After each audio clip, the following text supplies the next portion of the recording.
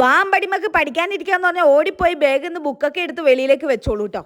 ഏറ്റവും കൂടുതൽ ഇഷ്ടം ഈ കളർ ചെയ്യാനും അതേപോലെ കുഞ്ഞു കുഞ്ഞു കഥകൾ കേൾക്കാനുമാണ് കേട്ടോ. അങ്ങനെ കുറച്ച് സമയം കളറൊക്കെ ചെയ്ത് പിന്നെ അവന്റെ കളിയുടെ ലോകത്തേക്ക് പോയിട്ടോ. എന്നാ പിന്നെ ആ സമയം കൊണ്ട് നമുക്ക് മുറ്റത്തോട്ട് പോയിട്ട് വെള്ളിത്തണ്ടൊക്കെ പറിക്കാന്ന് കരുതിയിട്ട് അവന്റെ കളി മാറ്റാൻ വേണ്ടിയിട്ട് ഞാൻ മുറ്റത്തേക്ക് കൂട്ടിക്കൊണ്ടുപോയിട്ടോ. അങ്ങനെ ചെടികളുടെ കൂട്ടത്തിൽ ഞാൻ വെള്ളിത്തണ്ട് പറിക്കാൻ പോയ പിന്നെ അവിടെ പച്ചമുളകൊക്കെ കായ്ച്ചു കിടക്കുന്നുണ്ടായിരുന്നു. അങ്ങനെ അതൊക്കെ നോക്കി നിന്ന് കുറച്ച് വെള്ളിത്തണ്ട് പറിച്ച് ഞാൻ അമ്പടിക്ക് സ്ലേറ്റ് മായ്ക്കുന്ന കാണിച്ചു കൊടുത്തു കേട്ടോ. അങ്ങനെ കുത്തിപ്പിടിച്ച് കുറച്ച് സമയം മായ്ച്ച പിന്നെ എന്റെ കൈ തന്നിട്ട് അമ്മ ചെയ്തു എന്ന് പറഞ്ഞു.